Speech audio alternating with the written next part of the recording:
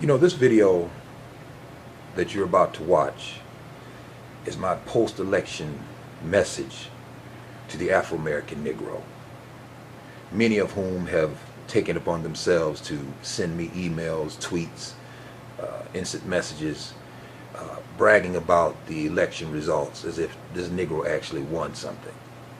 Many of these slaves run around with Barack Obama t-shirts, and they put in the subject of their tweets and of their emails that yes, we can, and we did it. And my response to the Afro-American Negro is, what exactly did you do? What exactly did you accomplish? What victory have you experienced with yesterday's election? Because when I look at you savages, I have to come back and continue to inform you, because I know that you don't know the issues. This is well understood. It's well understood by every segment of American culture that 95% of black people who voted for Barack Hussein Obama voted for him simply because he's black. They don't know the issues. They don't understand the issues. They don't know where he stands. They don't understand his positions. It doesn't matter to them. The only thing that matters to them is that when they look in the mirror, their bubble head will have the reflection of another bubble head Negro, and that makes them go out and vote 95% for Barack Hussein Obama. This is well understood. This is no secret. This is not finding the Hope's diamond or resplitting the atom. Anybody who has any kind of understanding of American politics know that the Afro-American Negro only embraces Barack Hussein Obama because he's black, period. So when you Negroes run around here talking about you accomplished something, I have to ask you savages, based upon Barack Obama's record, or let me rephrase that, based on his lack of a record with you Negroes, what did you accomplish?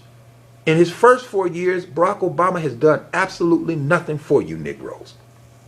He has shunned you people at every turn. He doesn't attend your functions. He doesn't speak at the NAACP convention. He doesn't even meet with the Congressional Black Caucus. He doesn't attend any of your functions, Negro, but yet and still you seem to believe that this guy has your best interests at heart.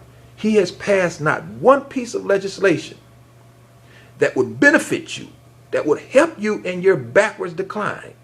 He doesn't deal with you. He has none of you Negroes represented in his cabinet. As a matter of fact, I challenge you Negroes. You Negroes are so quick to talk about the Republicans and talk about how racist they are and talk about George Bush and how racist he was. Go look at his cabinet. Take George W. Bush's cabinet and set it alongside Barack Hussein Obama's cabinet. George W. Bush had more black people in high-ranking positions in his cabinet than your first black president does. So you Negroes haven't won anything. There is no hope and there is no change for you savages. You are still on a record pace to wind back up on a physical slave plantation, because most of you are already there mentally. It's just a matter of time before you're there physically. This is the facts. So it angers me when I see you Negroes and I watch how you run around as if you won something. You're so happy and so prideful that you have a black man in the White House. And this is most comical because this black man don't even deal with you Negroes. This black man in the White House doesn't even attempt to pass any legislation that would benefit you. Go look at his record. You ain't got to take my word on nothing. All you have to do is go look at Barack Hussein Obama's first 4 years. And then what you savages will do, because you're slaves and you've been sipping from the crack cup of liberal propaganda, what you will say is, well, he couldn't get anything done because the Republicans fought him. This is what you slaves like to believe, because this is the narrative that the Democratic Party pushes to you monkeys. But what you slaves fail to understand is that, wait a minute, Barack Hussein Obama's first 2 years in office, Congress was controlled by Democrats. So why couldn't he get anything done? He had Congress lock, stock, and barrel, and he still didn't pass anything. He didn't even give you Negroes a box of saltine crackers for your 95% blind devotion. He does absolutely nothing for you slaves. The only thing he wants you monkeys to do is do what you did yesterday, and that's to show up at the poll, because he already knows that you're going to vote 95% for whoever the Democratic candidate is. It doesn't even have to be Barack Obama. It could be George Clinton, Bill Clinton, Daffy Duck, Wild E. Coyote, Roadrunner, Tom and Jerry, Heckle and Jekyll, the Three Stooges. It don't make a difference who it is. As long as they are a Democrat, they are going to have the backing of a 95% from you savages, because you're slaves, and you'll always be slaves because you have climbed into bed with your liberal slave masters and you follow his narrative. Now, I want to say one last thing, and then I'm going to be through, because I'm really not in a good mood today, because I know I'm going to run into a lot of you savages today, and I'm going to have to repeat just what I'm repeating in this video. You monkeys went out and you said that Mitt Romney was a racist.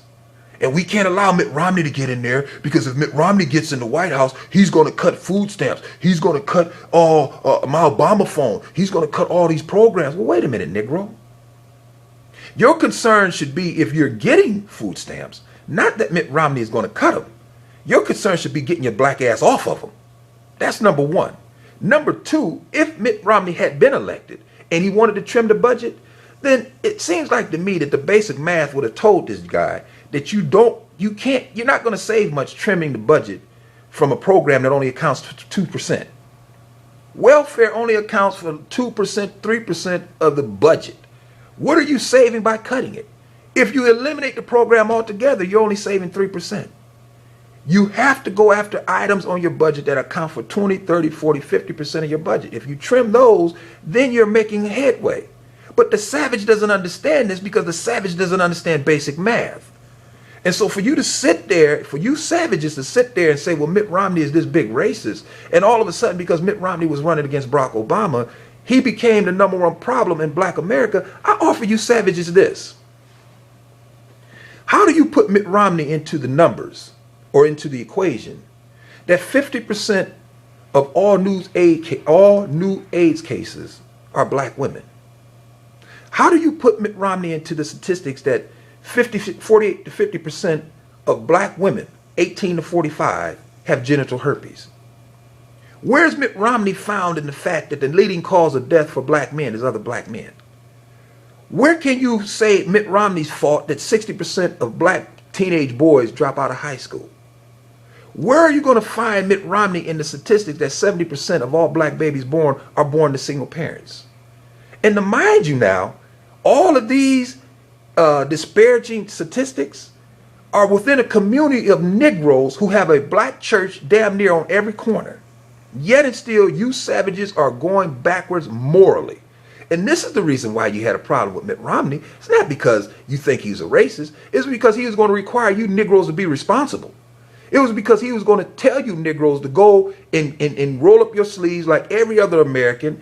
And if you want to make it, put your nose to the grindstone and work hard to create a future for yourself and your children. You don't want to hear that. You want handouts. You want welfare. You want free phones. This is what you Negroes want, because you have become professional victims thanks to the Democratic Party and the slave mentality that they have created in you monkeys. And this is the fact. You can't deny this, and like every other video that I produce, you can't refute it. You're just going to have to learn to deal with it, because it is what it is. Now I got to go.